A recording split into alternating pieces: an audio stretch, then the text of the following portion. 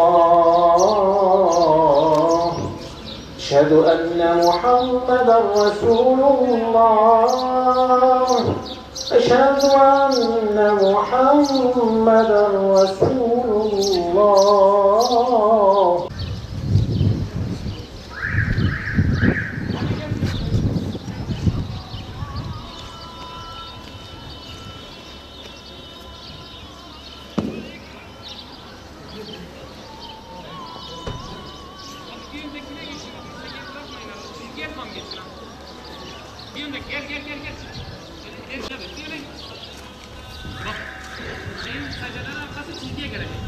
Allah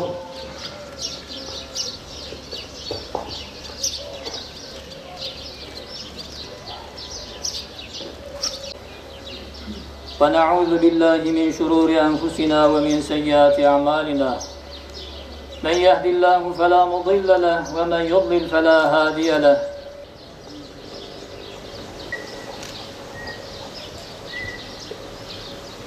قال الله تبارك وتعالى في الكلام وإذا قرئ القرآن فاستمعوا له وأنصتوا لعلكم ترحمون وقال رسول الله صلى الله تعالى عليه وسلم اللهم أعني على ذكرك وشكرك وحسن عبادتك صدق نبينا فيما قال أو كما قال.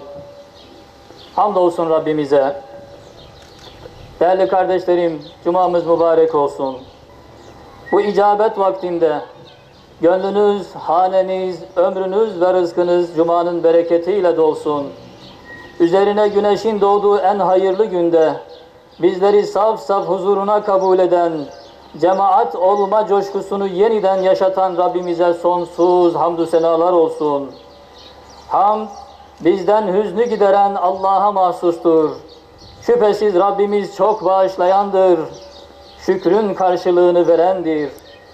Ümmetine temizliği ve teskiyeyi, maddi ve manevi her türlü kirden ve kirli işten uzak durmayı öğreten Habibi Kibriya Muhammed Mustafa Efendimiz'e salat ve selam olsun. Aziz müminler,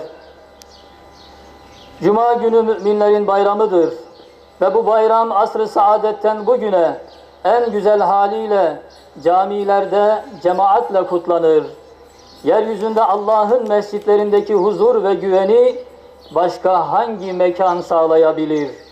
Tevhidle çarpan yürekler vahdetle secdeye varırken bu kardeşliğin sevinci başka nerede yaşanabilir? Umut ve inanç, teselli ve teslimiyet, muhabbet ve samimiyet başka hangi ortamda böylesi güçlü bir şekilde hissedilebilir? Camiden ilim ve hikmet alınır, edep ve ihsan yayılır. Ezan-ı şerifler 7'den 70'e müminleri birlik ve beraberliğe çağırır. Şükürler olsun bu çağrıya uyduk.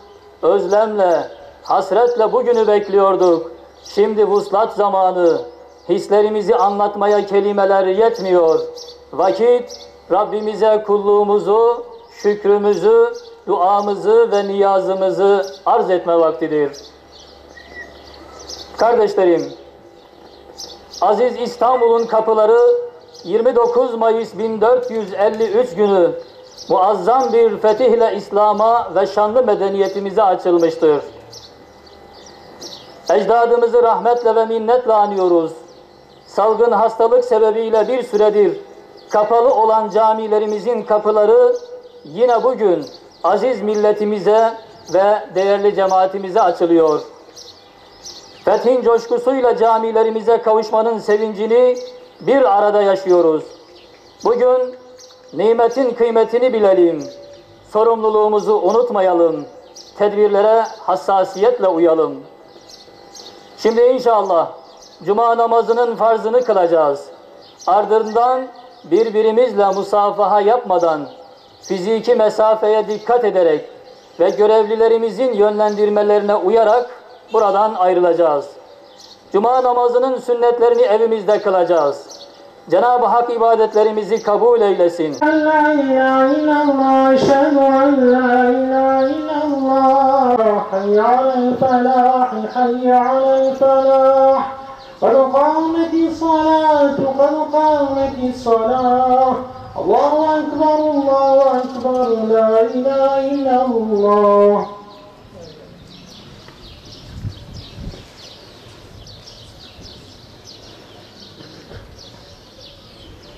Allahu Ekber.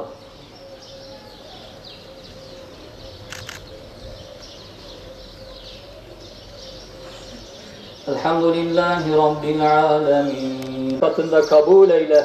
Bütün ibadetlerimizi makbul eyle. Bizlere ve bütün geçmişlerimize sen rahmet eyle. Amin. Velhamdülillahi Rabbil alemin. El Fatiha.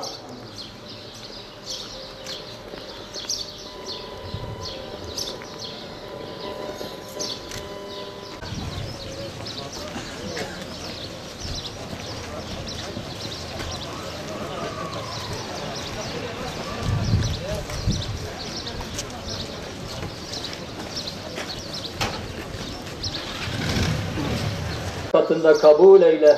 Bütün ibadetlerimizi makbul eyle. Bizlere ve bütün geçmişlerimize sen rahmet eyle.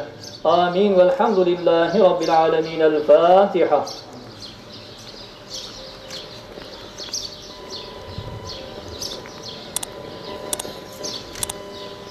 Sünnetlerimizi inşallah